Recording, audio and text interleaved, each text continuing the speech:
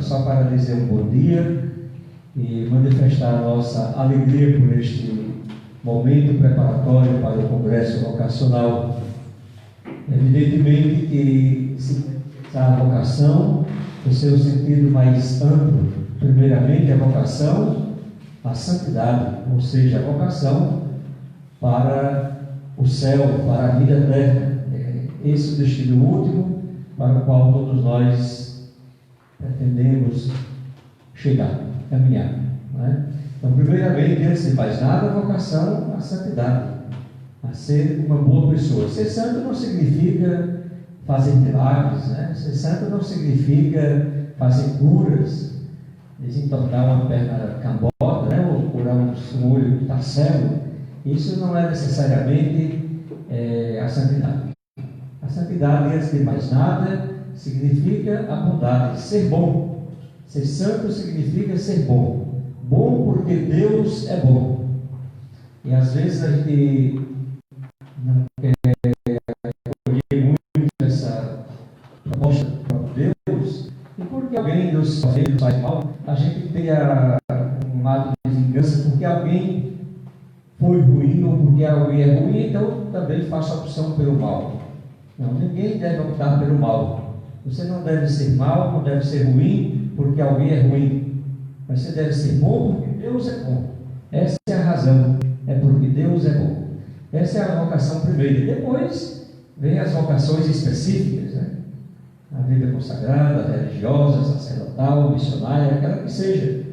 Então, esse congresso seguramente, já desde os seus primórdios, vai ajudando ao povo de Deus nesse discernimento, né, como estão sendo conduzidos nesse momento do encontro, para esse justo discernimento, porque é necessário que as coisas sejam claras, que a gente só pode tomar uma decisão na vida para valer quando de fato essas realidades estiverem bem nítidas, bem claras em nossa mente e em nosso coração. Então desejo a vocês, ao Padre Luciano, com o Padre orientador, já esqueci o nome, me perdoe, Paulo Henrique, né? A vocês todos, uma continuidade desse encontro e que ele resulte nos frutos esperados por Deus, pela Igreja e por nós mesmos. Uma boa oportunidade. Muito obrigado. Né?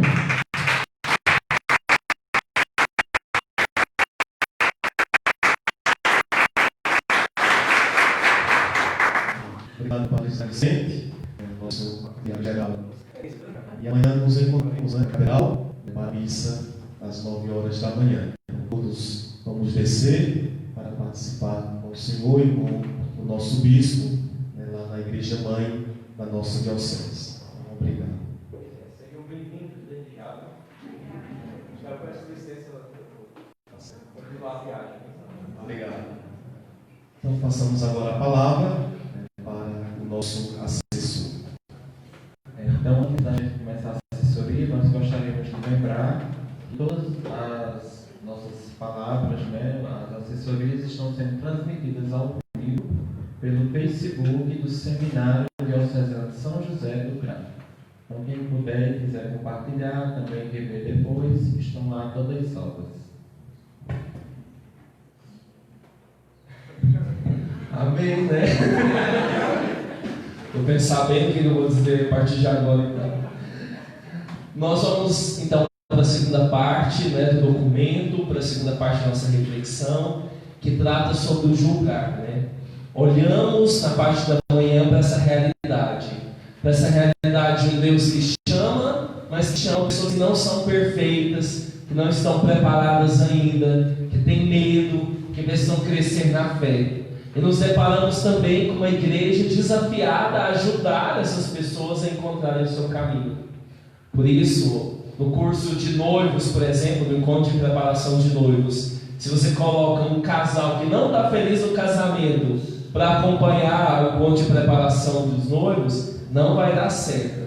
Se você coloca um padre infeliz, revoltado com a sua vida, para acompanhar as vocações sacerdotais, não vai dar certo. Se você coloca uma irmã frustrada, triste, decepcionada, não convicta do chamado da iniciativa de Deus na sua vocação, também não vai dar certo. Essas são as nossas comunidades, os institutos religiosos, é sempre assim. Vocação se desenvolve pela atração também.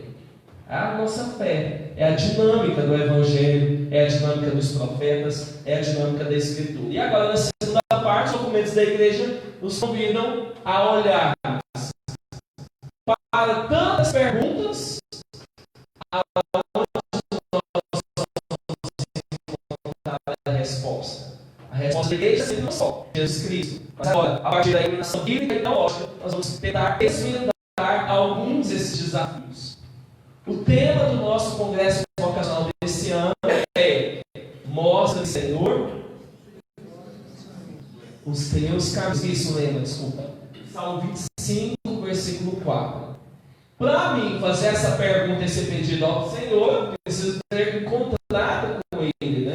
Ninguém vai pedir para alguém indicar os caminhos se eu não conheço a pessoa, se eu não tiver experiência. Primeiro eu encontro, vejo que Ele sabe quem é o caminho, que Ele sabe quais são os caminhos, e agora eu pergunto para Ele: mostra-me, peço para Ele, mostre-me, Senhor, os teus caminhos. É exercício da busca contínua, buscar o plano de Deus. Você pensar qual é a vontade de Deus na minha vida. E aqui a resposta nossa é encontro pessoal com Cristo. No começo, o texto diz assim: os vocacionados, muitas vezes, no momento de indecisão, não sabem a melhor maneira de agir. Por isso é preciso rezar. Mostra-me, Senhor, os teus caminhos. Suplicar ao Senhor da Messe que auxilie a encontrar o É uma proposta para contemplar o caminho vocacional e toda a simbologia que representa na vida de uma nação. Pai, dizendo então que o primeiro passo do discernimento é a oração, certo? Certo. Mas o que nós vamos rezar? Quais são as perguntas e o conteúdo da nossa oração? O texto base vai dizer que nós precisamos rezar com 5 temas. Rezar com a nossa história de vida, é o primeiro passo. Rezar com o surgimento da nossa vocação, os sinais que Deus me dá, as inquietações vocacionais, as motivações vocacionais, traduzir isso em oração. O terceiro passo, rezar pela nossa família. O quarto passo, rezar pela nossa igreja, pela comunidade eclesial. E o quinto passo, rezar com a realidade que nos cerca. Rezar com os desafios da sociedade que Deus me chama a ser inserido nela. Então, não é simplesmente tenho que rezar, mas a minha oração tem que ter esses conteúdos de discernimento para encontrar a vontade de Deus. Eu olho para a história da minha vida, eu olho para a história da minha vocação, aí eu vou contemplar com certeza a minha família, a história da minha família, rezo com isso, rezo com a minha igreja, rezo com a realidade que me cerca. São os conteúdos que devem ser trazidos para a minha oração. Por isso essa intimidade da adoração eucarística, da meditação da palavra de Deus, nos fazem a uma oração mais profunda, de diálogo, de intimidade com Deus. Não é simplesmente rezar ladainhas, isso, aquilo, mas é preciso na nossa oração desenvolver. Claro que eu sou o primeiro que reza ladainhas, faço as minhas novenas, claro, mas aqui as nossas respostas é nessa intimidade, é no silêncio, na adoração, como o Papa Francisco diz, que nós encontramos as respostas fundamentais da nossa vida. Só que o que acontece? Muitos jovens não aprendem a rezar assim, não aprendem a rezar e não aprendem a rezar direito. É o pedido do Evangelho de domingo passado. Os apóstolos, depois de caminharem tanto tempo com Jesus, de verem os milagres, de caminharem com Ele, pedem: Jesus, Senhor, ensina-nos a rezar. Jesus poderia ter virado: olha, tanto tempo vocês estão comigo e não sabem rezar até hoje.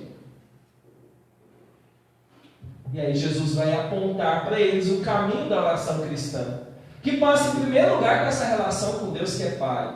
Olha, quando vocês rezarem, dizem assim: perdão, Pai nosso, reconhecer que vocês têm um Pai, vocês não estão órfãos, não estão sozinhos, que é um plano de amor de um Pai que acompanha e que conduz a vida de vocês. Aí vocês dizem assim: Pai, seja feita a vossa vontade, assim na terra como no céu. Não seja feita a minha vontade, não faz isso, faz aquilo, mas seja feita a vossa vontade. Pai, olha, eu não quero preocupar com o dia de amanhã, o pão nosso de cada dia nos dai hoje. Vocês dizem assim. E aí, vocês também lembram que vocês têm irmãos, e que assim como vocês pisam na bola com seus pais, é preciso também reconhecer quando vocês estão errados com seus irmãos. Então, perdoai as nossas ofensas, assim como nós perdoamos a quem nos tem ofendido. Porque se vocês não perdoarem os seus irmãos, também não receberão o perdão. O critério da oração Jesus vai dando, o modo de rezar Jesus vai ensinando. Esse abandono do projeto do Pai, esse abandono na vontade de Deus. Então Jesus nos indica a oração, e na nossa oração deve estar composto a nossa história de salvação. Nós olhamos Jeremias, como acabamos de cantar, né? Tenho que gritar, ai de mim se não faço. São Paulo também, né? Jeremias: eu não dou conta, eu sou apenas uma criança. São Paulo: olha, eu não consigo calar a voz. E agora, a partir da minha experiência, qual é a minha oração? Então, os vocacionados são chamados a encarar as dificuldades da vida com muita fé, e a descobrirem a proximidade de Deus, que deseja estabelecer uma relação de amor, como na intimidade de uma família reunida na casa paterna. Mostra-me, Senhor, os teus caminhos. Bom, esse agora eu convido, eu acho que tem um texto aqui, o texto bíblico. Tem, João, não tem não? É o texto, no texto base tem. É o Evangelho. Quem tem a palavra pode abrir. João 14. Esta é a passagem bíblica central do nosso congresso. E a partir da qual nós vamos julgar essa realidade que nos cerca. João 14, de 1 a 11. Nós vamos ler essa palavra. Quem poderia ler para a gente? Fernanda. Pode ser daqui. Não se perturbe o vosso coração. Não se perturbe o vosso coração. Credes em Deus, crede também em mim. Na casa de meu Pai há muitas moradas. Não for assim, E eu vos teria dito, pois vou preparar-vos um lugar. Depois de ir e vos preparar um lugar, também vos tomarei comigo, para que onde eu estou, também vós estáis. E vós conheceis o caminho para ir aonde vou. Disse-lhe Tomé: Senhor, não sabemos para onde vais. Como podemos conhecer o caminho? Jesus respondeu: Eu sou o caminho, a verdade.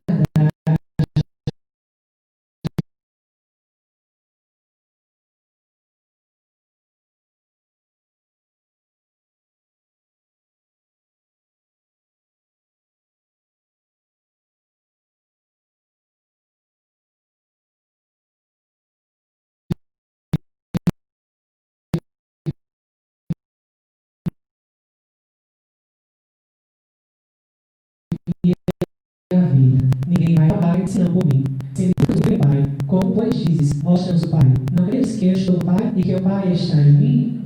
As palavras que vos digo, não as digo de mim mesmo, mas o Pai, que permanece em mim, é quem realiza as suas próprias obras. Crede-me, eu estou no Pai, e o Pai em mim. Crede-o, ao menos por causa dessas obras. Agora uma mulher para fazer a leitura novamente.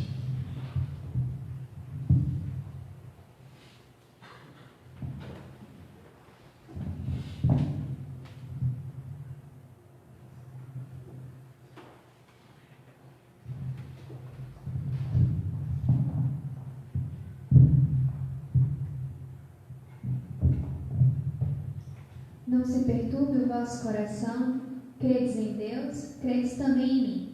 Na casa do meu Pai há muitas moradas. Não for assim, e eu vos teria dito, pois vou preparar-vos um lugar.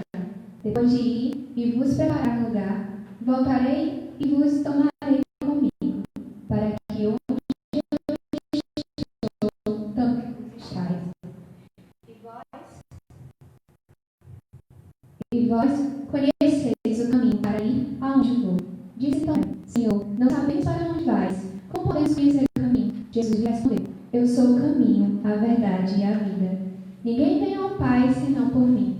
Se me conheceis, também certamente conhecereis meu Pai. Desde agora já o conheceis, pois o tenho visto.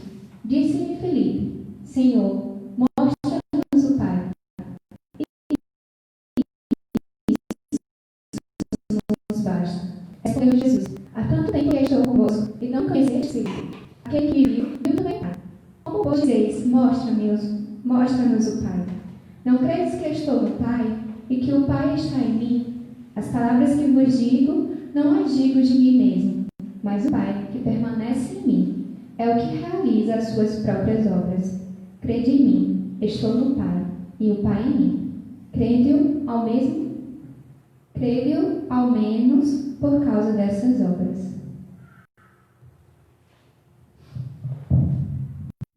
Certamente todos vocês já conhecem essa passagem, já ouviram. Eu sou o caminho, a verdade e a vida. Quantas músicas a gente conhece que canta justamente esse mistério da revelação de Cristo, Jesus dizendo quem Ele é. Mas agora, né, o ideal seria que se a gente fizesse uma Lexio Divina, mas nós não temos tempo para isso. Mas aqui, porque são muitos conteúdos, mas aqui eu queria que ficasse gravado no coração de vocês. Não tem discernimento vocacional sem contato com a palavra de Deus. E vocês querem ver por quê? Vamos agora aqui, voltar ao texto. Convido cada um de vocês, qual foi a frase onde Jesus mais falou com você? Qual foi a frase mais importante desse texto aqui, dessa passagem bíblica? Não se perturbe o vosso coração. Inquietação, não se perturbe o vosso coração. A primeira palavra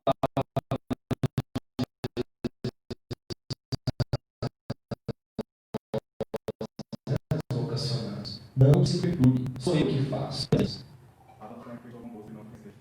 Há tanto tempo estou convosco que não conhecestes.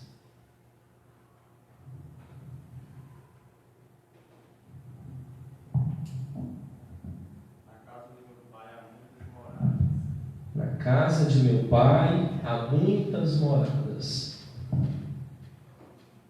Vou preparar um lugar para vós. Vou preparar. Ele vai preparar um lugar para nós. Vou preparar um lugar para nós.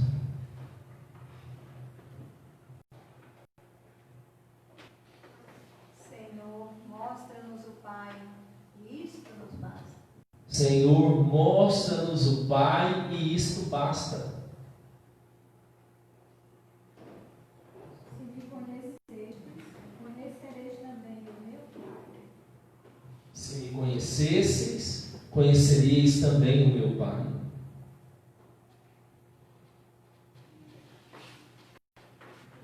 Quem me vê, vê o Pai. Quem me vê, vê o Pai.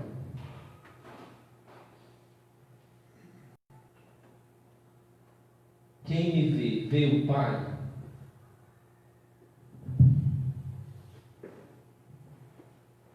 Eu sou o caminho, a verdade e a vida. Eu sou o caminho, a verdade e a vida.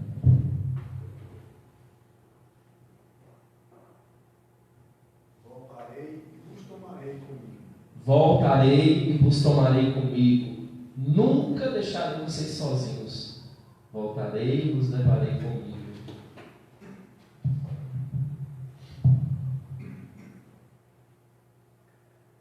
Como podemos conhecer o caminho? Como podemos conhecer o caminho? Como?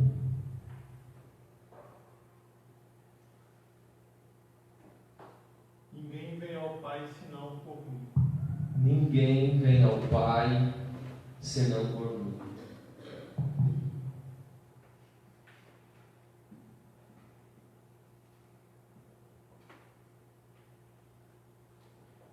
As palavras que vos digo, não as digo de mim mesmo.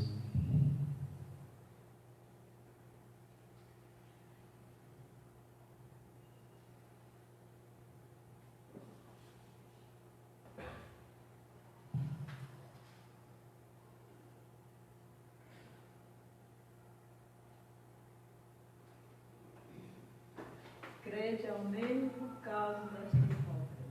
Crede ao menos por causa dessas obras. Acredita em mim. Se você não acredita no meu amor, acredita pelo menos no que eu faço. Acredita pelo menos por causa das minhas obras. Qualquer coisa que me pedir em meu nome, vou farei. Qualquer coisa que pedirem em meu nome, vou farei. E vós conhecem o caminho para ir aonde vou. E vós conheceis o caminho para ir aonde vou.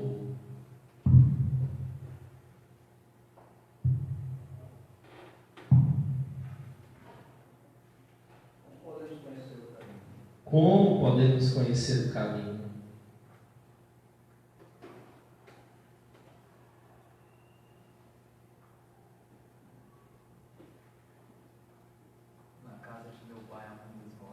Na casa do meu pai há muitas moradas. preciso descobrir qual é a minha. Na casa dos meus pais há muitas moradas. Do meu pai.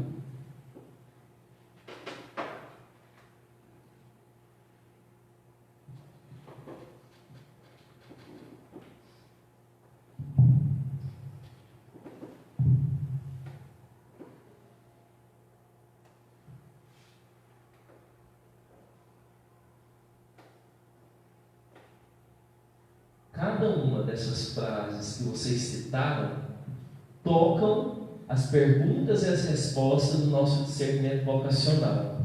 Mas uma que eu acho que não foi falada é essa profissão de Tomé: Senhor, não sabemos para onde vais. A completa, né? Como o Cícero lembrou. Luciano, como podemos conhecer o caminho? Mas é reconhecer: Senhor, não sabemos para onde vais. Nós temos que seguir o Cristo. É a resposta da nossa vocação. Mas a gente sabe para onde Ele vai nos levar, o que Ele vai fazer de nós. Não sabemos para onde vais. Como podemos conhecer o caminho? Nesse Evangelho, nós vemos os pontos para o discernimento vocacional. Mas antes da gente trabalhar esses pontos, é preciso lembrar em qual contexto vem esse diálogo de Jesus com os seus apóstolos. Vocês sabem mais ou menos na caminhada aonde que Jesus estava quando falou isso para eles? Essa conversa deles foi em que momento, em qual contexto? A gente está em João capítulo 14. Eles indo para Jerusalém?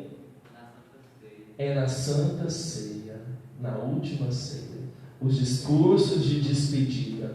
O que tinha acabado de acontecer ali? A traição, é o contexto da traição que tinha acabado de acontecer. O lava-pés tinha acabado de acontecer. A instituição da Eucaristia. É um momento de drama, porque todo discernimento é feito num momento de drama na nossa vida. Se está tudo bem, para que fazer discernimento? Estamos fazendo discernimento justamente porque tem alguma coisa que não está tudo bem. Então, no contexto desse Evangelho, o contexto é o contexto do discurso de Jesus, o diálogo de Jesus com os íntimos na última ceia. Momento de drama, momento de indecisão. Pensa como estava esse sagrado coração de Jesus nessa hora. Pensa o medo, a dúvida, o que vai acontecer comigo daqui a pouco. É um momento de decisão para Jesus, é um momento de decisão para os apóstolos que ainda não estão entendendo muito bem. É um momento, agora é a hora da decisão. E aqui começam então as palavras de Jesus aos seus apóstolos. E a primeira palavra, desse texto que foi separado por nós é justamente esse: se ao mesmo não se perturbe o vosso coração. O primeiro sinal que eu percebo na caminhada dos vocacionados aos ministérios ordenados é uma inquietação profunda, uma inquietação. Eu tenho as coisas, eu estou na igreja, eu estou bem, mas está faltando alguma coisa. Estou inquieto. Eu me aproximo, eu estou servindo, mas Deus está me chamando. Eu quero mais, eu quero mais, eu quero mais. Está tudo bem, mas não está tudo bem. E aqui Jesus nos dirige: olha, não se perturbe o vosso coração. Acreditem em Deus Pai, acreditem em mim também. A fé vai trazer paz ao coração de vocês. Depois, na ressurreição, em João também, quando Jesus aparece, a primeira coisa que Jesus diz aos seus apóstolos é o que depois da ressurreição? A paz esteja convosco. A paz, o fruto da presença real de Cristo. Cristo vive. Então, confiem. Está ansioso por quê? Inquieto por quê? Não acredita? Aqui nós começamos então esse diálogo.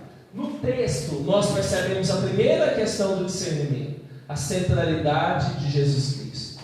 Ele joga para ele: eu sou o caminho, a verdade e a vida.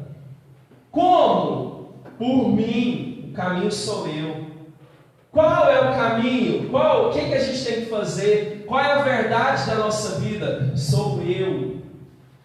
Como eu faço para realizar a minha vida?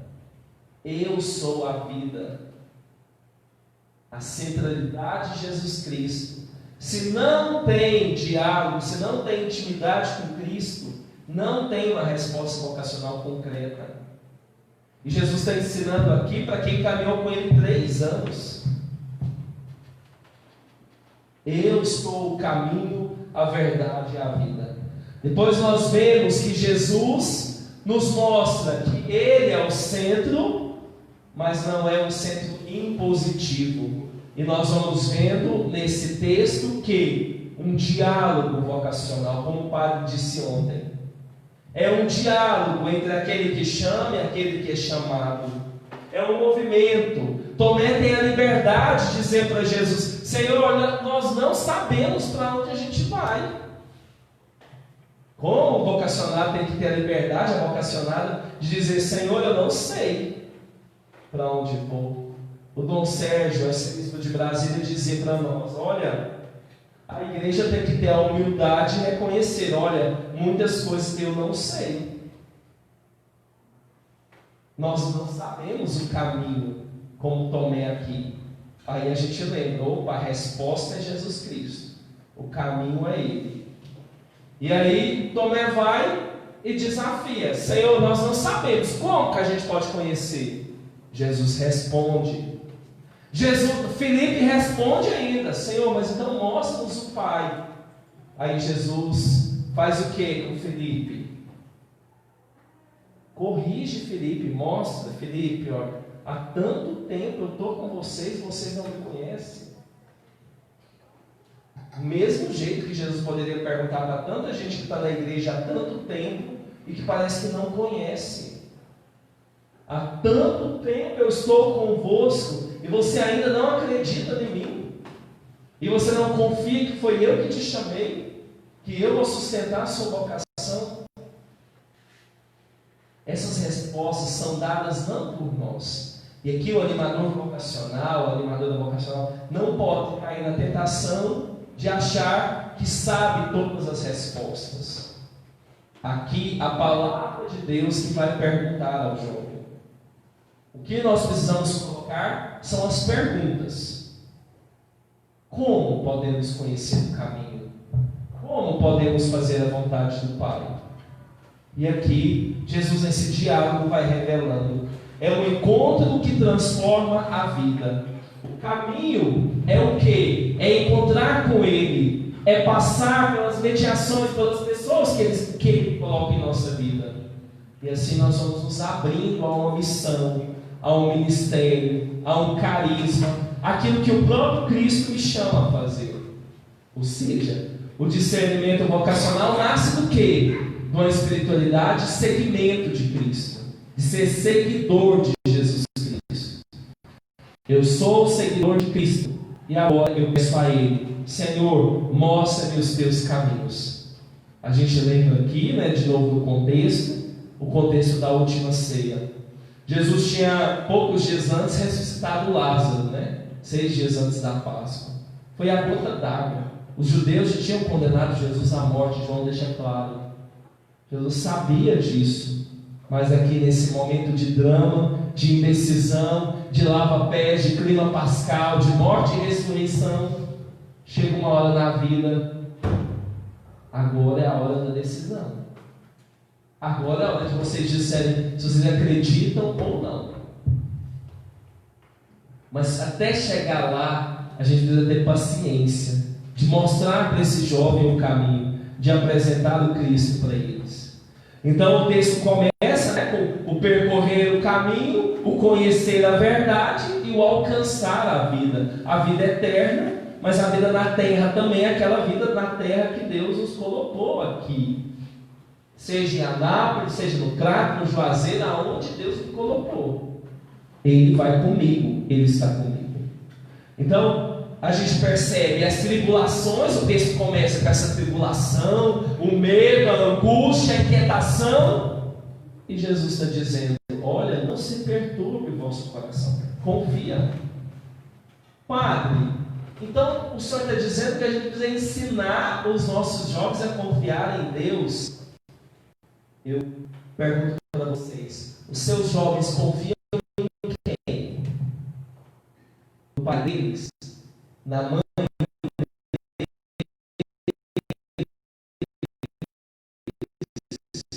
No pai deles? No professor deles? No crente deles? Em quem eles confiam? Se eles não confiam nas pessoas que eles veem, como é que eles vão confiar em quem eles não veem? E é a inquietação de Filipe: mostra-nos o Pai, porque eu não estou vendo Ele. Então é o caminho, a verdade e a vida. E os critérios para o julgamento vocacional estão baseados no quê? Na palavra de Deus. Vamos acolher o padre que chegou. Muito bem, temos mais um padre, nos visitando, o padre Josias, aqui o da paróquia da família e o capelão do hospital aqui São Francisco. Vamos acolher um salve de palmas. Bem-vindo, padre. Dê aqui uma palavra. Diretor espiritual também do Seminário São José. Então, queremos acolher com alegria quem está passando para nos visitar. Palavra.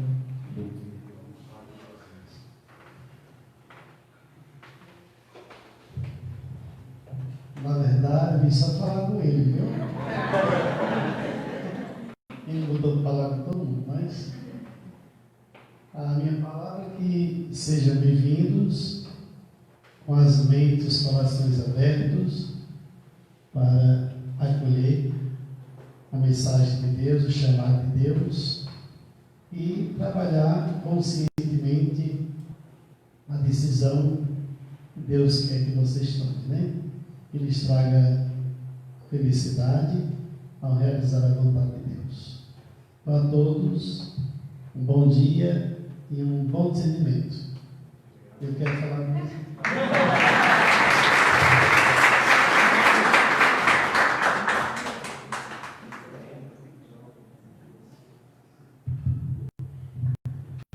Certo, então nós vamos vendo esse diálogo, a perturbação, como Jesus vai nos devolvendo a paz, como Ele vai nos indicando o caminho, e é na relação com Ele que a gente vai encontrando a resposta vocacional.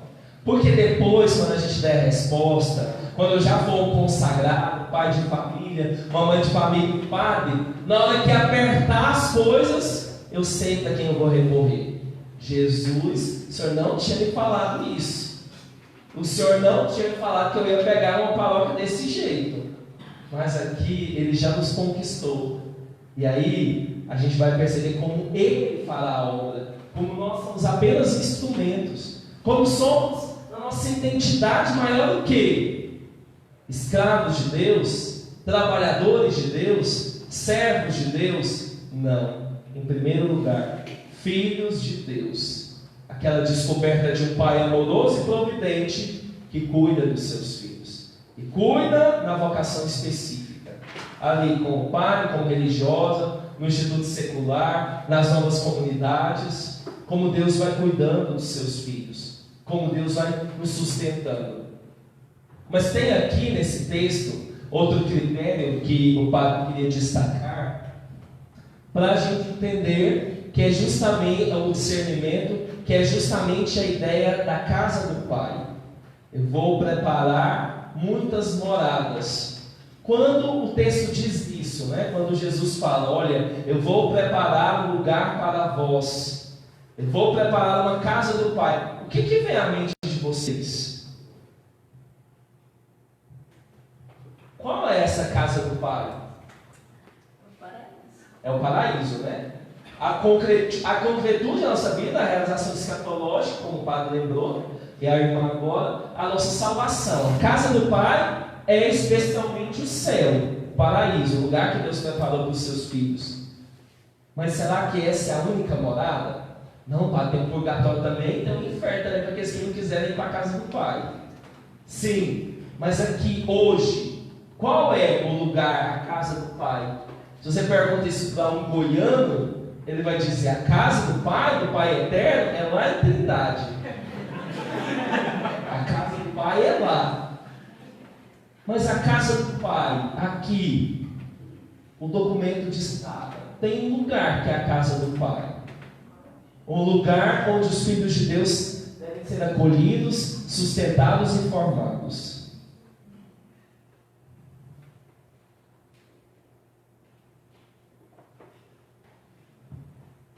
Aonde se reúne a família dos filhos de Deus? Na igreja, na casa do Pai. A igreja é o lugar do discernimento vocacional. Por isso não há discernimento sem a igreja. Quem diz isso é o Papa Francisco, na mensagem mundial. Isso eu queria muito que vocês lessem. Mensagem para o Dia Mundial de Oração pelas Vocações. Aí vocês vão ler 2016, depois 2017, 2018, 2019. Amanhã a gente vai tentar, se der tempo, trabalhar um pouco de 2019. Mas a de 2016, o Papa Francisco, vocês lembram o que a gente estava em 2016? Anda misericórdia. O Papa Francisco estava lembrando: olha, como eu queria que os filhos de Deus lembrassem que eles não estão sozinhos, vagantes desse mundo, que tem um lugar do perdão, que tem uma casa onde eles podem ser acolhidos, a igreja. E aí o tema da mensagem, o Papa vai dizer, né?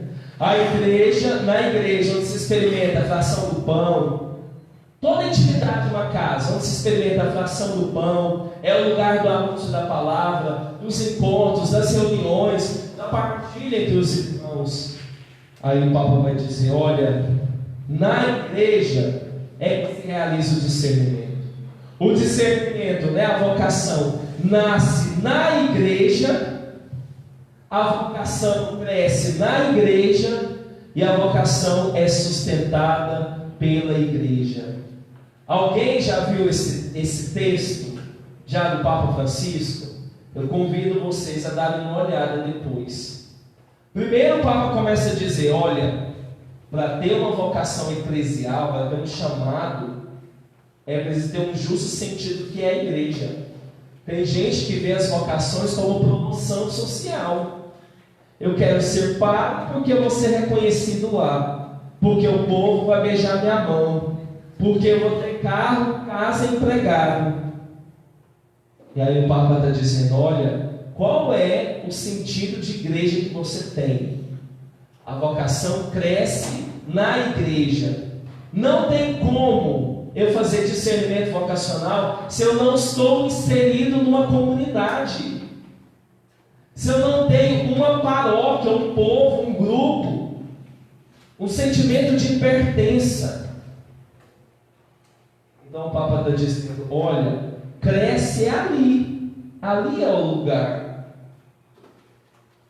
O Papa vai dizer: olha, a comunidade, cada comunidade deve ser uma casa, uma família onde nasce a vocação. Depois o Papa está dizendo: a vocação cresce na igreja. E aí vai dizendo: olha, é justamente a experiência missionária que vai nos dando a convicção do nosso chamado. Não tem como separar vocação e missão. Não tem como separar. A nossa vocação é a resposta de Deus para a necessidade de uma missão. Padre, mas então minhas irmãs não têm clausuradas? Elas sabem que a missão delas, que elas têm uma missão. A missão de intercessão, de adoração pela igreja. Santa Teresinha, né, como eu citei ontem, nas cartas aos padres, seja na China, seja na França, ela tinha essa convicção. Eu estou inserida na missão. Ela queria ser missionária, mas ela sabia que o lugar dela na missão era ali, rezando pelos missionários. Tem essa convicção. E aqui o Papa nos diz, olha, quem não faz uma experiência apostólica com outras pessoas, um apostolado, ou seja, quem não faz alguma coisa na igreja, não está preparado ainda para dar a sua resposta. Não tem consciência do que é ser igreja. Então o Papa diz assim, olha, é muito oportuno, por causa disso, fazer alguma experiência apostólica junto com outros membros da comunidade. Como, por exemplo, quais são as experiências que o Papa sugere para os vocacionados? O Papa é muito claro, o Papa diz que é impressionante, como ele é claro. Diz assim, olha, como, por exemplo, comunicar a mensagem cristã ao lado de um bom catequista. É o primeiro exemplo de ação apostólica. Eu digo para os meus vocacionados, que esses já são crismados, vão ajudar, vão ser monitores de crisma. Vão ajudar para ver se vocês têm conteúdo, né? Vamos colocar vocês na frente aqui de 15 crianças e ver o que sai da sua experiência com Deus. Se você sabe falar sobre Jesus para alguém. Não, padre, mas a gente é jovem, então a gente gosta de trabalhar com jovem. Ótimo. Então vamos falar para alguém sobre Jesus Cristo, um jovem que não conhece Jesus. Tem muitos jovens? Eu sei que em Goiás já tem muitos. Não sabem nada sobre Jesus. Então o Paulo está dizendo, olha, a primeira experiência qual foi? Vai ajudar a comunicar a mensagem cristã ao lado de um catequista. Outro exemplo aqui. Vai experimentar a evangelização nas periferias, juntamente com uma comunidade religiosa. Vamos fazer missões nas periferias. Para a gente ver, né, se a nossa experiência de Deus como é.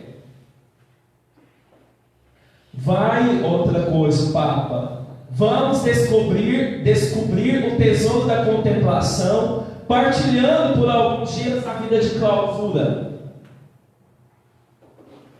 Pensa. Outras sugestões do Papa.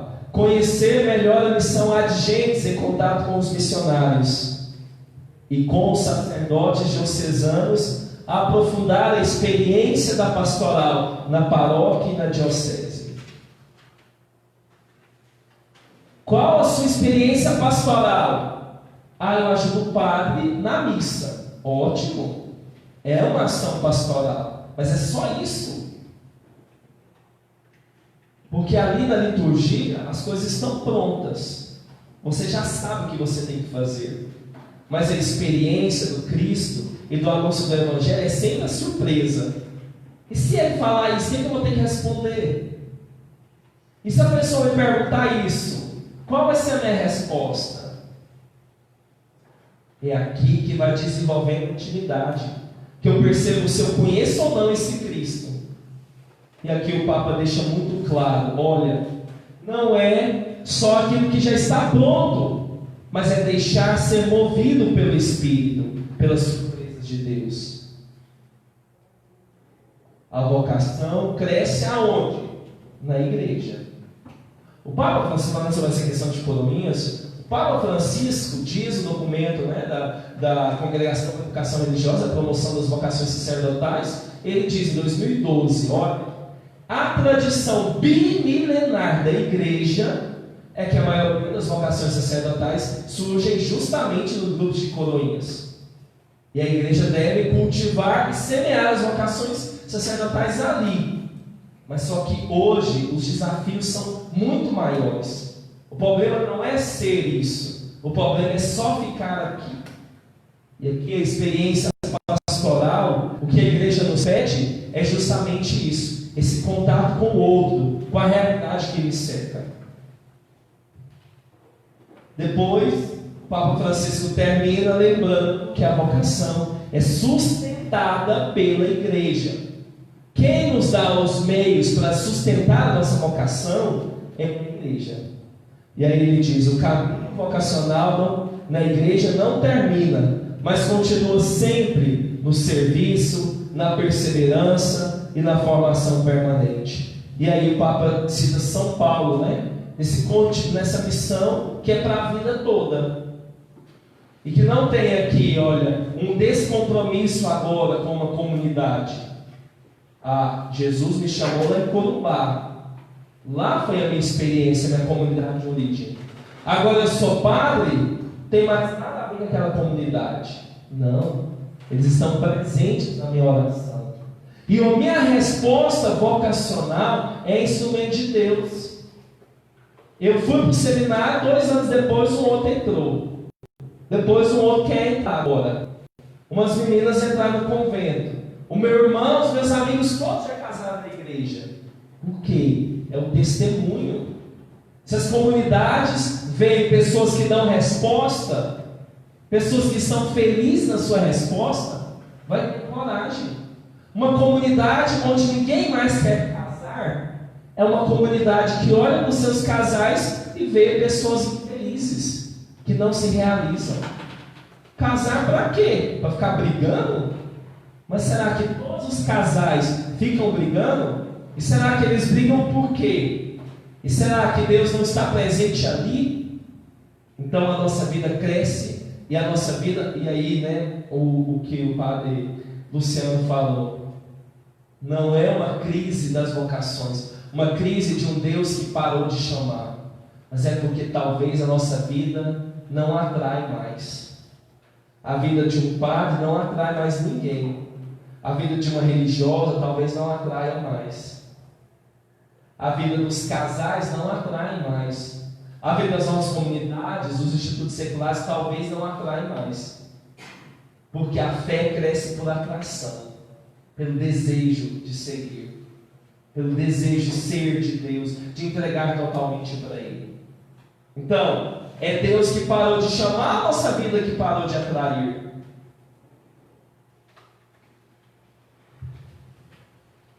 E aí o texto do sínodo diz justamente isso. O discernimento é sempre feito com a igreja e pela igreja. A dimensão comunitária eclesial foi bastante cobrada do sínodo. Alguém que não tem vida comunitária não tem condição de se colocar em uma postura de decisão vocacional. Muito claro, sim. Quem não tem vida na comunidade não tem condição de se colocar em uma postura de decisão vocacional. De quem não está ligado à comunidade, a uma paróquia, quem não se sente pertença, quem não se sente assim, ó, isso é problema do padre, deixa ele se explodir. Isso é problema dos leigos, deixam eles se não tem esse sentimento de pertença. É a minha igreja, é a minha casa, eu sou corresponsável. Se não tem isso, não está na hora ainda de uma decisão vocacional. É por isso que cada dia mais as vocações maduras, mais velhas, vão sendo o tom novo das vocações da igreja. Cada vez mais o nível, a idade, né? Estava falando agora sobre o cenário menor, conversando com o Cícero. A gente tem, aliás, cenários menores ainda, mas muito menores em termos de quantidade do que antigamente. Com os meninos de 14, 15, 16 anos, eles já tinham, né, aqueles valores básicos prontos: fidelidade, indissolubilidade, coerência de vida. Mas hoje, você vê, não tem capacidade de dar uma resposta. Poucos têm. Então, vocação é esse colocar-se a caminho, chamado de Jesus no segmento, né? No segmento de Jesus. As dúvidas e as perguntas são comuns na vida dos vocacionados, né? A gente viu Tomé e Filipe perguntando para Jesus, e continuam perguntando sempre os apóstolos, em toda a vida, as perguntas. Por isso não podemos ter medo de perguntar ao Senhor. A covardia, como diz o Papa, né? Se eu perguntar, ele vai me responder. Então eu vou ficar caladinho aqui na minha, que ele não fala nada para mim. Não pode ter medo. Desculpa. Então, o texto diz, olha, chega uma hora na nossa vida que é preciso apertar o passo e dar uma resposta. O Papa Bento, na Jornada Mundial da Juventude da Austrália, diz, olha, O jovem que não se decide corre o risco de ser uma eterna criança. Qual a diferença entre o jovem e uma criança? É que o jovem já tem capacidade intelectual para decidir. Agora, o jovem que não se decide corre o risco de ser uma eterna criança. É sempre os outros. Padre, eu não vou por causa disso, por causa do meu pai, por causa da minha mãe, por causa do meu pároco, por causa dos meus amigos, por causa do meu emprego, por causa do meu trabalho. É sempre o outro. Nunca essa coerência, nunca essa decisão de dizer assim: eu sou responsável pela minha vida, porque foi o Cristo que me chamou e Ele espera de mim uma resposta. Mas aqui são os valores que no discernimento vocacional a gente tem que inserir. E aqui, olhando para a Bíblia, olhando para a palavra de Deus, a gente percebe que o discernimento sempre requer um tempo. São Paulo diz: olha, não vamos impor as mãos nos recém-ordenados. Quem acabou de entrar agora na igreja não vai ser ordenado, não. Acho que é na carta de Timóteo ou a Tito? Acho que é a Timóteo, né? Isso, de não impor as mãos aos recém-convertidos. Discernimento requer tempo, requer participação na comunidade. Nesse processo, na Bíblia, discernimento está sempre vinculado ao conhecimento e a uma decisão, a uma prova e a uma avaliação, né? Sempre essa prova, né? Será que Ele me chamou? Será que eu dou conta? É as perguntas dos profetas e as perguntas também do Novo Testamento. As respostas a gente já conhece. A resposta clássica vocacional, como o padre diz na missa, é a resposta mariana. Eis aqui o servo do Senhor, faça-se em mim segundo a tua palavra. O Papa lembra na mensagem desse ano. Mas é a resposta negativa. Quem diz não a Jesus?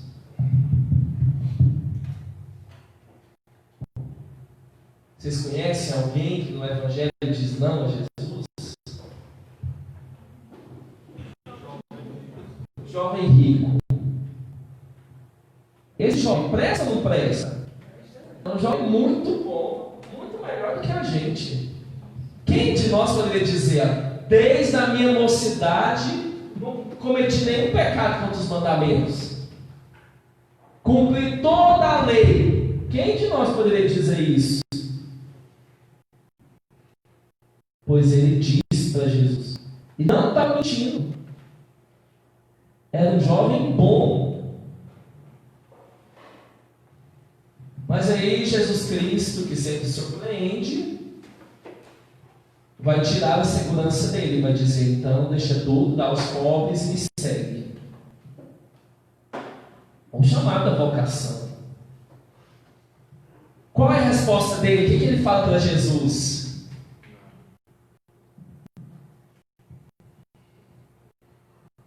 Qual é a resposta? Qual é a palavra que ele diz para Jesus? Não fala nada. Como os nossos jovens, como tantos que eu conheço já, nesses 5 anos de pastoral vocacional, estou na pastoral desde 2014. Eles não dizem assim: padre, eu não estou pronto. Padre, não é isso. Irmã, eu não estou pronta. Ela fica calada. Ela some. Não vou mais ao seminário, não falo mais nada. E o Evangelho diz: o jovem entristeceu e foi embora. Esse movimento do jovem rico, esse dinamismo, continua até hoje. Quem aqui não conhece um jovem rico? E muitos jovens pobres financeiramente, mas que agem do mesmo jeito que o jovem rico. Aqui a questão não é a questão financeira. Quem não conhece, quem nunca viu? A cada ano a gente debate um monte desses que são bons, estão lá na frente da igreja, cumprem a lei, mas aí quando Jesus: olha, eu quero você por inteiro, deixa tudo, vem, me segue, aí está pedindo demais. Deixa tudo e vai embora. Entristece. entristeceu e foi embora. Então a palavra de Deus nos dá os pontos para o discernimento. Nos mostra que chega um momento na nossa vida, quando a gente encontra com Cristo, que Ele vai exigir de nós uma decisão. Não adianta. Não tem ninguém que não foi provado. Todos os apóstolos, Maria, todos chegaram ao momento onde tiveram que decidir. A decisão faz parte da nossa vida. É preciso dar um passo. É preciso tomar uma decisão. Ontem na nossa paróquia, 2 baianos, um baiano e uma baiana, mudaram para Goiás. Depois de 15 anos morando junto, a gente decidiu, a gente quer casar. Casaram, pedi para um diácono assistir o casamento, mesmo que eu estaria aqui. Mas você pensa assim, 15 anos morando junto, e agora que vai decidir? É porque na experiência da comunidade cristã, eles veem, olha, é Jesus que está pedindo isso para a gente. Vamos lá, todo mundo na hora da comunhão levanta e vai comungar. E a gente não pode, por culpa de quem? Por culpa da igreja que é brava, não deixa? Por culpa de vocês que estão lavados, que não decidem. Ainda tem culpa por 15 anos falando que essa pessoa não sabe se é isso que Deus quer. Então a gente vai, como a dúvida vai travando. A dúvida trava. A dúvida que nos impulsiona, que nos faz encontrar essa resposta, também nos trava. Então como que a gente vai fazer? Não tem jeito, as dúvidas vão vir. Mas em cada uma delas responder, há um projeto de vida. Caminho, verdade e vida. A resposta é Jesus Cristo. Se a gente olha nos grandes textos dos profetas no Antigo Testamento, Isaías, quando se fala em julgar, discernir, aonde tem na Bíblia essa palavra, discernimento? Então, sempre vinculado a julgamento. Discernir é julgar, é ponderar. E aí, o primeiro texto, mais importante, de Isaías 4, que diz assim: Ele julgará as nações, Ele corrigirá os povos, estes quebrarão as suas espadas, transformando-as em reias, e as suas lanças a fim de fazerem podadeiras. Uma nação não levantará a espada contra a outra, e nem se aprenderá mais a fazer a guerra. E aí, os padres, nos documentos vão dizer: olha, esse julgar é sempre o quê? É uma decisão que implica num comando, que permite aqui no caso o governo. Eu vou governar, eu vou ir na igreja. Governar está vinculado a servir, não é um mandar, mas eu estou disponível para servir a Deus. Não é um julgamento de condenação, mas é de orientação. Deus te chama para você cumprir a sua missão aqui, povo de Israel. A sua missão é aqui. A missão de vocês vão concretizar o projeto de Deus aqui. É sempre um julgar de orientação e não de condenação. Quem não sabe julgar não pode governar. Sempre esse discernimento nos profetas estão vinculados a esse caminho para o seguir.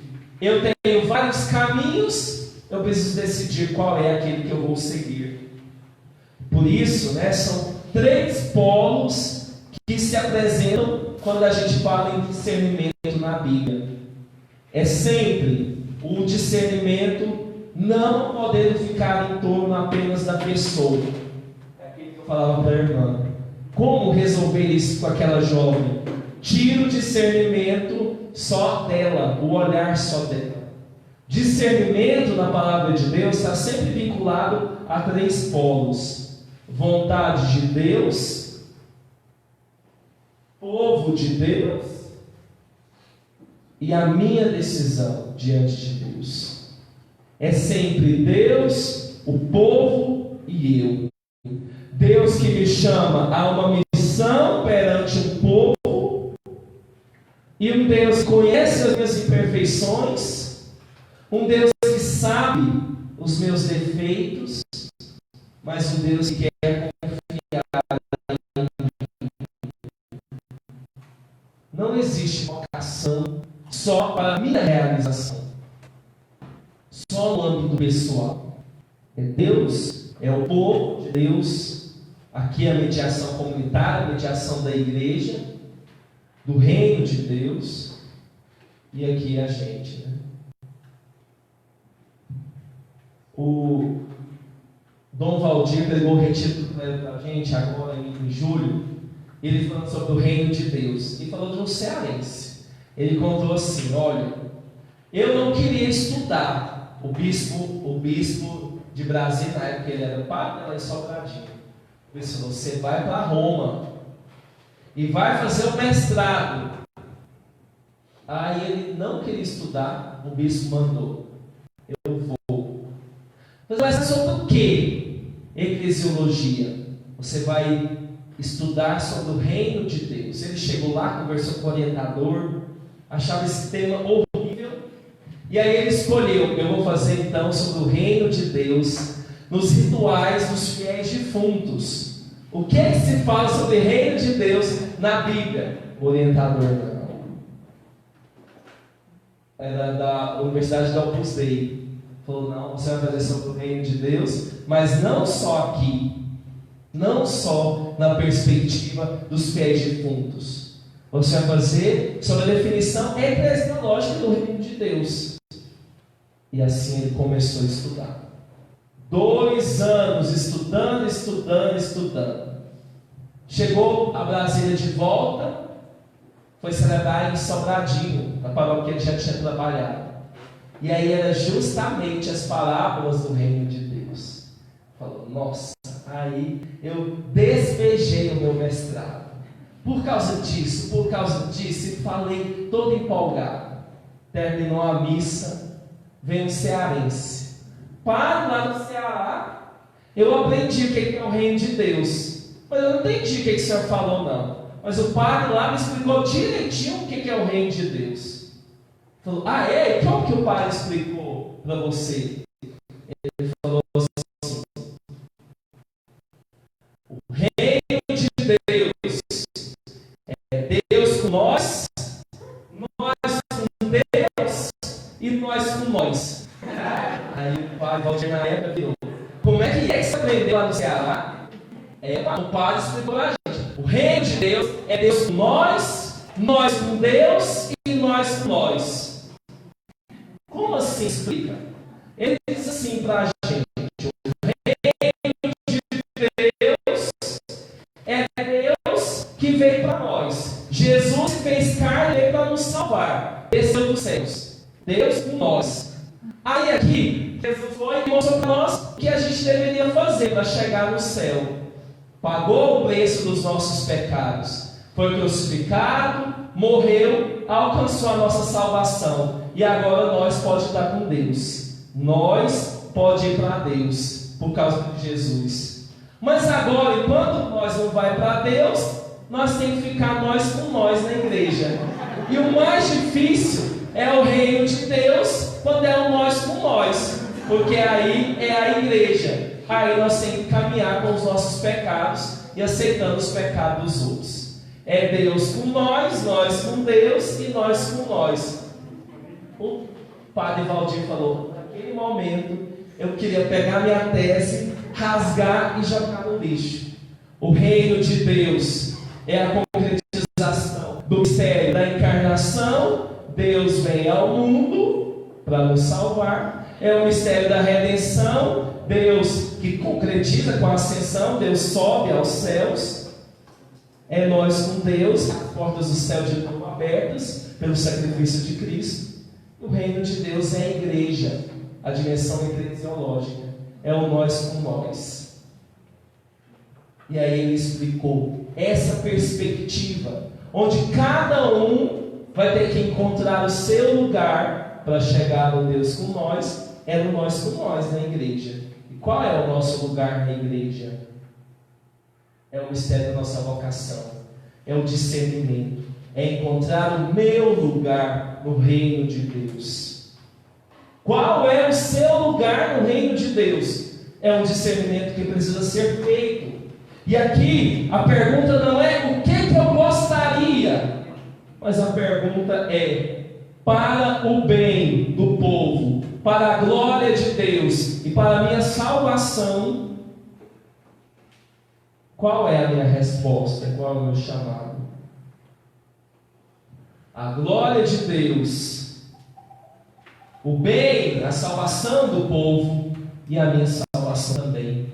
Se o discernimento fica vinculado ao que você acha, ao que você gosta, ao que você quer, Padre Valdir vai dizer: olha, eu não quero ir para Roma não quero estudar, quero ficar quietinho na minha paróquia aqui.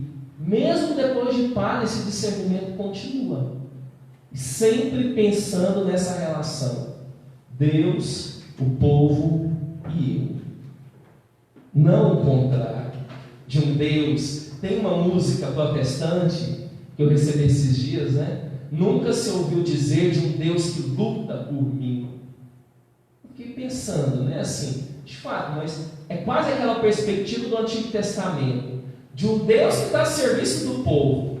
Vai lá, pode ir lá que corta todo mundo a fio de espada, eu vou na frente de vocês. Um Deus que está à frente do povo, né? Que vai conduzindo tudo, né? Interessante essa visão, né? Então, ainda rezando e pensando com ela. Mas essa questão, né, não está totalmente aqui as discussões do meu querer, mas da vontade de Deus. Só que agora no Novo Testamento, não só nos profetas, mas agora no Novo Testamento, entra uma pessoa, concretamente Jesus Cristo.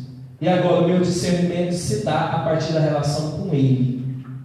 E aqui a gente vai ver São Paulo tentando iluminar isso. Olha, o ideal para todo cristão, o ideal é dizer assim: já não sou eu quem vivo, é Cristo que vive em mim. Gálatas 2:20. É a dimensão de você viver conduzido no Espírito. A vocação, a vida no Espírito, Romanos 8, Romanos 15. E assim São Paulo vai nos mostrando: olha, o caminho é esse, é olhar para o Cristo e identificar como Ele vai conduzir a sua vida. E o Cristo tem uma receita pronta para todo mundo? Não. Cada um, Jesus conduz de uma forma. Cada um é a experiência da paternidade, né? Nosso Pai, nosso Divino Pai Eterno, tem muitos filhos, mas um pai que tem 10 filhos, trata os 10 filhos iguais? Não. Lá na minha paróquia tem um casal, Provida, né? A Ângela e o Carlos, eles têm 10 filhos. E ela fala: olha, tem uns, o Josué mesmo, eu posso bater nele, mas é aquele que você fala assim: eu vou bater e você bate, vai doer, mas vai passar. Então com ele não adianta bater, eu tenho que castigar 1 mês sem internet. A Amanda, a Ana Carolina já são diferentes. Se eu levantar a mão, ela já assusta. Não, mãe, não faz isso não. E já muda. Cada um deles é diferente.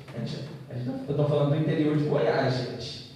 Caça bruta, assim, de alguns casais, né? Alguns caras assustados em alguns jogos. Lá, alguns pais matem os filhos, né? Estou brincando, mas é importante delimitar os limites da formação, né? E ela vai dizendo: olha, cada filho é de um jeito. Um você tem que castigar, outro você tem que puxar a orelha, outro você tem que renunciar a alguma coisa. E na relação com Jesus, é a mesma forma. Deus nos trata cada um de uma forma. Parece que Deus é muito melhor com o meu irmão do que comigo. Aqui já é o seu olhar espiritual.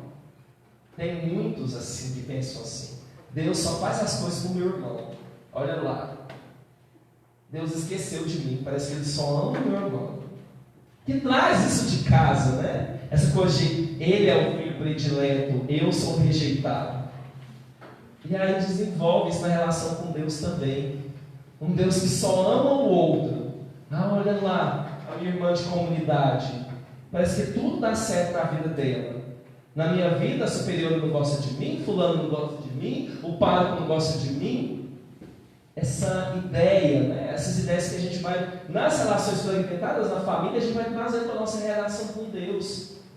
Por isso a história de vida deve ser rezada no acompanhamento vocacional.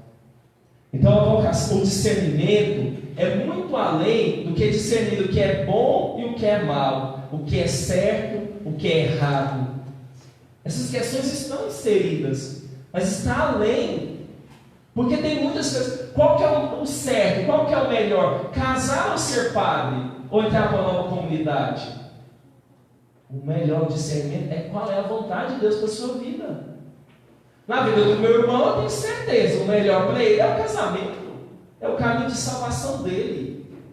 Na minha vida, eu tenho a certeza. O Senhor me chamou a ser sacerdote. E a minha irmã que está fazendo experiência em uma nova comunidade, né? Ainda começando a experiência, se ela discernir, chegar a essa conclusão, pronto, ela vai nesse passo. Mas o que não pode é isso. É uma fé sem compromisso, uma fé sem decisão, uma fé sem resposta. Não deu tempo da gente isso. Então chegou a hora de apertar o passo, pode passar, já falei. Então, ok, ó. Não, pode deixar. A missão da igreja de cada vocacionado, então, não é outra, senão continuar a obra de Jesus ressuscitado. Tomé, Filipe e milhões de outras pessoas, o Padre Cícero, encontraram Jesus. Com eles, vamos juntos com o coração inquieto e cheio também de tantas perguntas. Né? O que Deus quer de nós? A gente vai, depois do almoço, né, que o Padre se alongou aqui, mas a gente continua depois a segunda parte, a iluminação teológica. Agora, o que a teologia tem a nos dizer? Nós vimos, olha, eu espero, de tudo que o Padre falou aqui, o que eu espero que fica mais gravado no coração de vocês. Não tem discernimento, vocação sem intimidade com a palavra de Deus. Se não conhece os evangelhos, pelo menos, assim, de ler, de rezar, de fazer uma leitura divina, de entrar a palavra de Deus, né? Se não conhece, é um discernimento humano. Está faltando alguma coisa. Então, assim, um trecho do Evangelho, quantas coisas a gente tirou? Não sei se vocês sabem, mas esse texto aqui, do Jesus Caminho, Verdade e Vida, é um dos textos preferenciais que a igreja coloca no ritual de sabe de quê? Das exéquias. Toda vez que eu vou enterrar alguém, é esse evangelho que eu proclamo.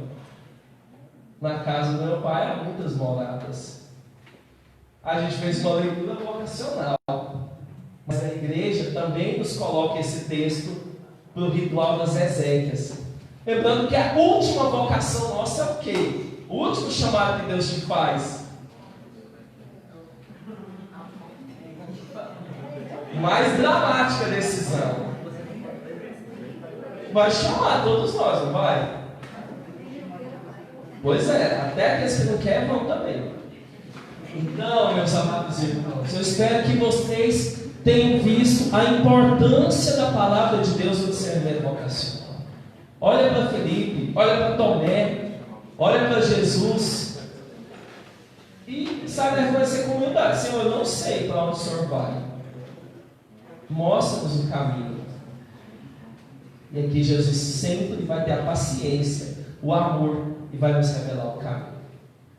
Pode deixar aí. Agora vamos para as observações para a gente encerrar. Eu tenho assim essa percepção porque a gente vive três dimensões de chamado de Deus, né? O chamado à vida em primeiro lugar, né? O chamado à missão e o chamado à eternidade. Uma vez eu fazendo essa colocação para um determinado casal e eles se surpreenderam e disseram: irmã, até aqui eu entendi, mas quando a senhora falou da eternidade eu me espantei. Por quê? Porque a gente tem a vida inteira aqui na Terra e não lembra que um dia a gente vai ter a outra vida diferente dessa terrena. Então agora, a partir de agora, eu me preocupei mais como cuidar da minha vida e da vida dos meus filhos. A gente vê agora, né, no Dia dos Namorados, a gente vê no Instagram aquele monte de publicação de caras acabar de namorar, de começar a namorar, coloca lá, amor eterno, amor imortal. Nunca a gente vai se separar, nem na eternidade. Mas qual que é o único amor eterno que existe? Qual é o amor que é imortal? É o amor de Deus. Por isso, o Papa Bento, no Último Testamento, quando ele fala sobre a questão da morte, ele diz, olha, o mistério da morte que não é a vontade de Deus, né, mas a morte entrou no mundo em consequência do pecado, nos diz a palavra de Deus. A eternidade é o quê? É uma exigência do amor de Deus. O amor exige a eternidade. A gente vê uma senhorinha enterrando o seu marido lá, chorando depois de 50 anos de casados aqui, enterrando e falando para Deus, não foi tão pouco tempo. A gente quer continuar. O coração humano tem que ser de eternidade. E é por isso que Deus nos preparou um lugar morado no céu. Porque ali na eternidade é o lugar onde o nosso coração vai descansar. Onde a gente vai alcançar esse sentimento de plenitude, de realização total. Porque ali estaremos em Cristo.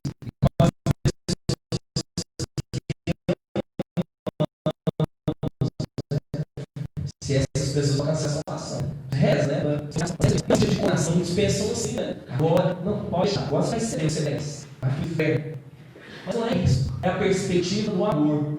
O amor exige a eternidade. O amor é a necessidade, não um ponto final, não colocar um ponto final, né? Seria muito pouco dizer que Deus nos ama só para esta vida. Ele nos ama nesta vida, mas o amor dele é eterno, é para sempre. Esse é verdadeiramente o amor imortal. É por isso que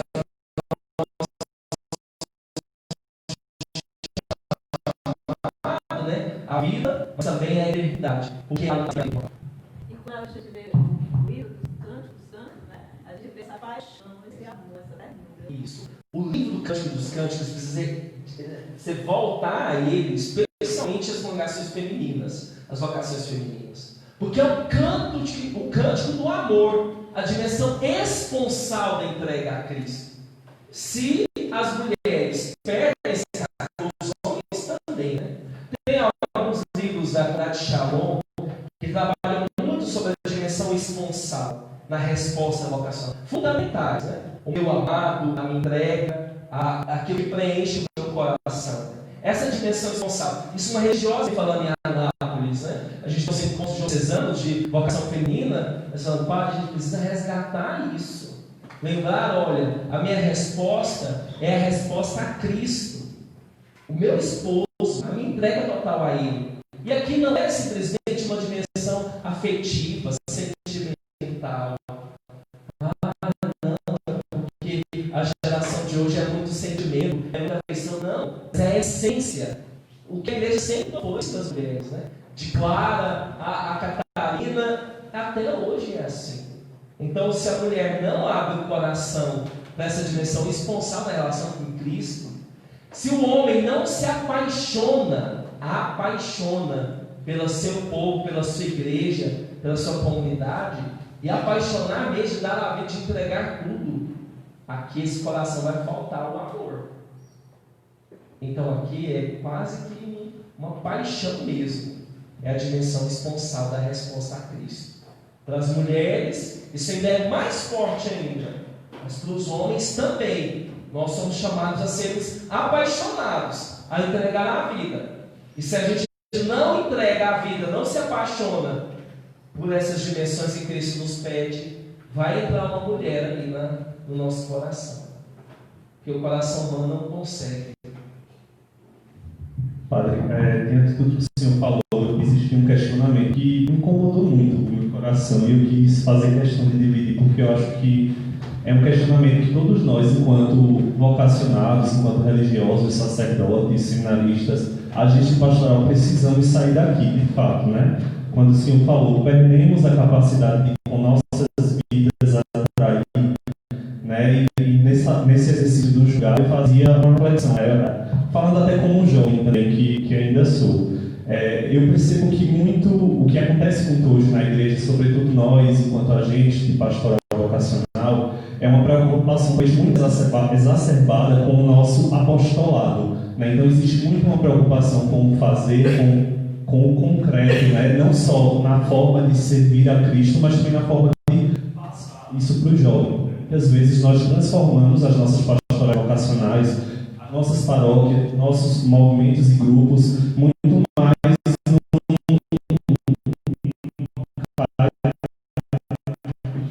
para seguir, fazer, e acabamos, de certa forma, perdendo a capacidade de nos fazermos discípulos, de nos colocarmos como Maria, né, aos pés de Cristo, de vivermos essa experiência. Transformamos muitas vezes as nossas ideias em vida, como se falava bem. E aí isso me lembrava uma frase própria do 16 que diz: a igreja deve conquistar por oração, não por proselitismo, né? Não impormos essas verdades de fé, mas de fato com nossa vida sermos esses imãs que atraem não para nós, mas para o próprio Cristo. E aí fazendo também um julgamento da própria juventude, né? A gente percebe hoje uma juventude muito moldada, muito estimulada por um sentimentalismo, né? Uma juventude que hoje está muito imersa em sentimentos, né, que não me impulsionam a mudar, que não me levam de fato a uma conversão, né? E aí isso passa muito também, na minha opinião, pela própria visão que temos hoje de Cristo, né? Hoje a gente vive num mundo em que existem várias versões de Cristo, né? Se a gente vai hoje nas lojas de departamento, nas próprias livrarias, encontramos Jesus, o maior psicólogo de todos os tempos, Cristo, o grande educador, mas eu me pergunto, o que Cristo tem passado para as pessoas, né?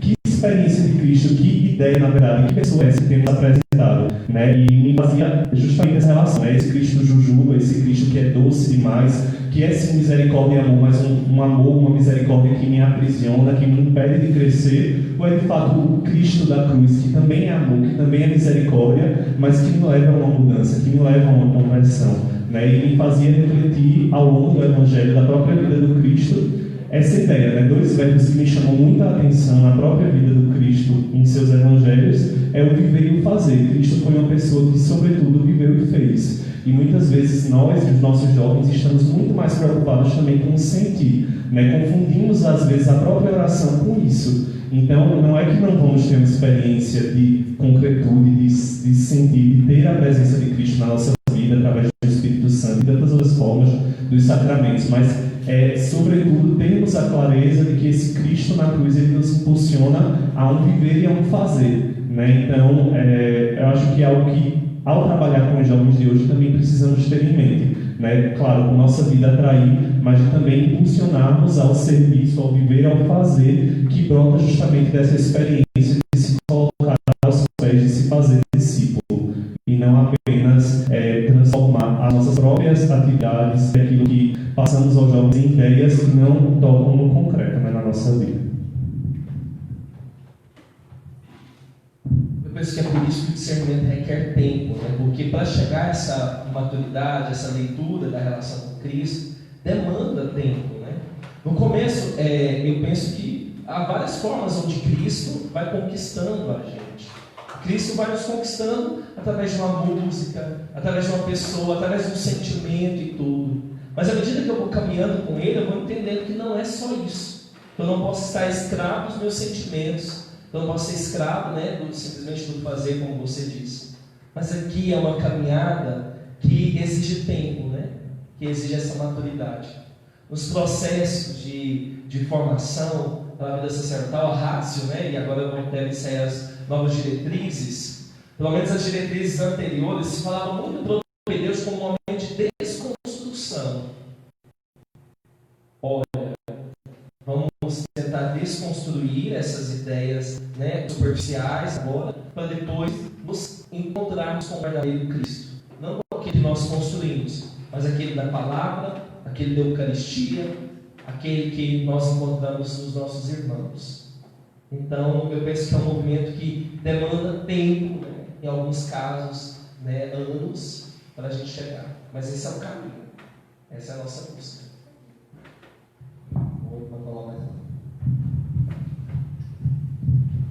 É, padre, eu vejo assim muito nítido hoje a nossa dificuldade de lidar com o sofrimento, né?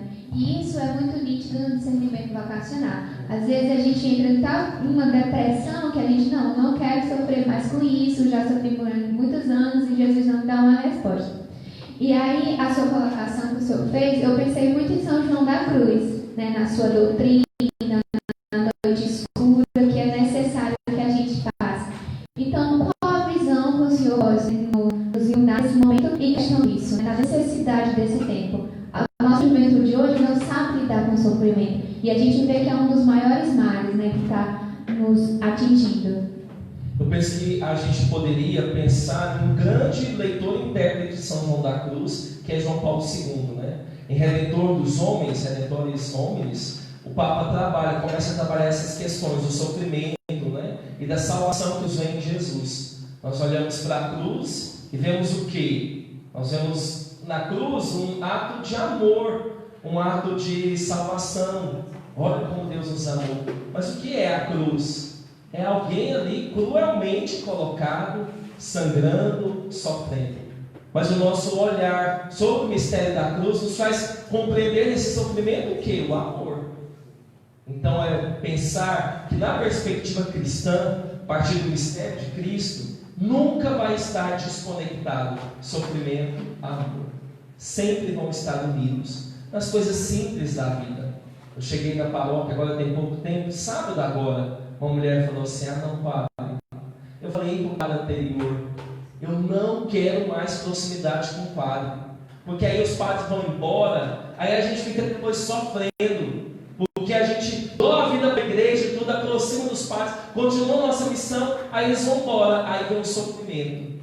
Falei: minha filha, mas aqui o amor é uma decisão e vai exigir essa renúncia. Para a parte do padre também. Se imagina se eu falasse assim: não, eu sofri tanto lá em Nerópolis, quando eu deixei aquele povo, porque eu dei a vida por eles, eu entreguei tudo que eu tinha para eles, que agora estando em Anápolis, vou dizer assim: não, olha, não vou me aproximar tanto do povo, não vou ser próximo das pessoas, porque quando o bispo pedir para mudar, eu não vou sofrer tanto. Só que aí, a fuga do sofrimento faz o quê? Faz minar o amor. O amor é sempre essa decisão que nos impulsiona a tomar uma decisão. E aqui nós não podemos ter medo. As fragilidades da vida, por exemplo, os jovens hoje sofrem muito. E sofrem as ausências, né, na fragmentação da vida. Sofrem a ausência de não ter um pai em casa. Sofre um vazio de não ter alguém a quem ele pode confiar, de não ter o verdadeiro amigo. Só que aqui a nossa cultura, né? Me lembro na minha tese, né, da filosofia, é a negação da morte, de um autor essencialista americano, Ernest Becker. É ateu, mas fala justamente sobre essa busca da sociedade por maquiar, por negar a existência da morte. A morte é um insuportável. E a morte gera o quê? Né? Um dos, vamos dizer assim, dos olhares sobre a morte está no sacrifício, o sofrimento, a entrega. Só que aqui os que são pagãos olham para isso e vão tentar buscar negar totalmente essa dimensão transcendente. E vão tentar negar a finitude humana. Eu não aceito que eu não dou conta, que eu sou frágil, que eu preciso de outra pessoa. E nós cristãos, o mistério que João Paulo II diz, que ilumina o mistério do sofrimento, é o olhar da cruz. É o perceber que na história da salvação, a maior tragédia se torna o maior ato de amor. Que Deus tira do maior mal o bem maior, a salvação dos homens. Então, isso, como que vai acontecer isso? Olha, eu vou fazer até um desabafo assim com vocês sobre isso, né? Assim, de pensar, olha, o sofrimento humano em relação ao olhar para a nossa vocação. Eu falei para vocês sobre essa coisa, né, do meu pai ama mais o outro, né? Mas isso foi muito presente na minha vida. Eu nasci em outubro de 87, em outubro de 88 meu irmão nasceu. E o meu irmão era melhor do que eu em tudo. Tudo que ele ia fazer era melhor do que eu. A gente ia jogar bola, era melhor, era gordinho, não dava conta. A gente ia para a escola, aí eu tinha, né? Meu irmão não estudava nada, tirava as melhores notas. A gente ia para a farmácia, meu pai ia para a farmácia, meu irmão convencia todo mundo a comprar tudo. Eu não tinha habilidade no comércio. É um dom. E aí o que acontece? Não, eu me sentia, assim, sofria com isso. Um sentimento de rejeição, de indiferença. O meu pai ama mais o meu irmão. E aí a gente responde como isso? Na perspectiva da imaturidade, primeiro com a competição. Como se eu tivesse que provar para o meu irmão, para o meu pai, que eu sou melhor, que eu consigo. Só que à medida que a gente vai encontrando a verdade de Cristo, e essa verdade vai nos lembrando, olha, que bobeira é essa? Cristo deu dons para o seu irmão, mas deu dons para você também. E aqui eu cheguei esses dias como meu diretor espiritual, relendo a minha história de vida, e escrevendo alguns outros capítulos, essa conclusão, Eu falava, sabe, se eu fosse melhor que o meu irmão, se eu fosse melhor que o meu irmão, será que hoje eu seria pai?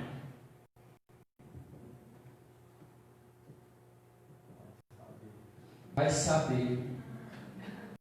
Porque o pai deixa, você vai, porque eu tenho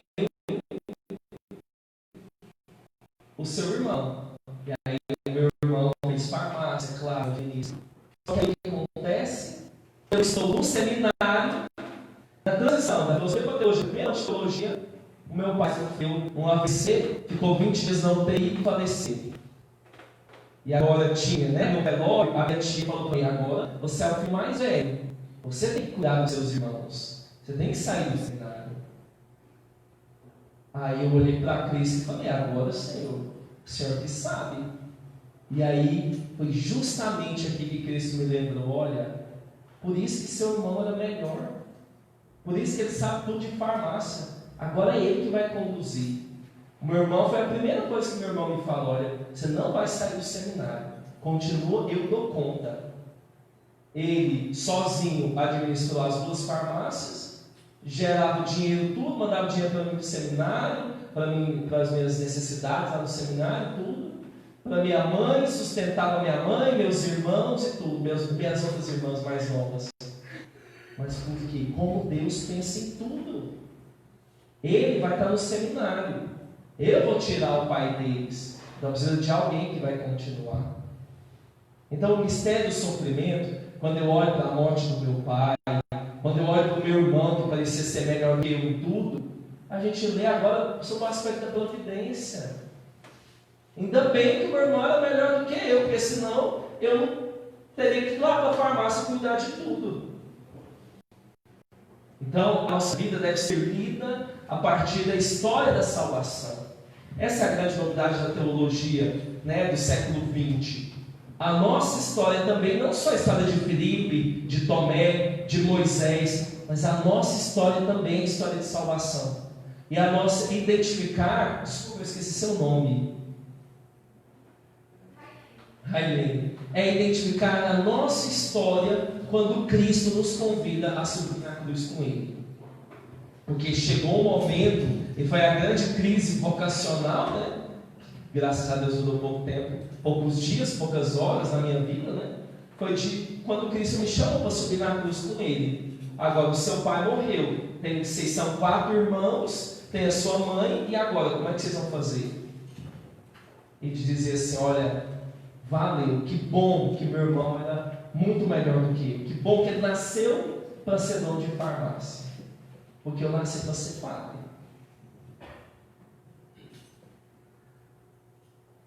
Agora, poderia ter assim, até hoje ser uma pessoa rancorosa, infeliz, meu pai só olha para o meu irmão, isso e aquilo, Mas é essa maturidade, olhar para o sofrimento e perceber que é a providência de Deus também. Então, para superar o sofrimento, é olhar, fazer a leitura da vida, olhar para Cristo, mas olhar também para a sua vida. O sofrimento me ajudou, me fez amadurecer, porque se você passou esse sofrimento com Cristo, certamente você vai tirar um bem maior também. Nós os adoramos, Senhor Jesus Cristo, e vos bendizemos. Porque da vossa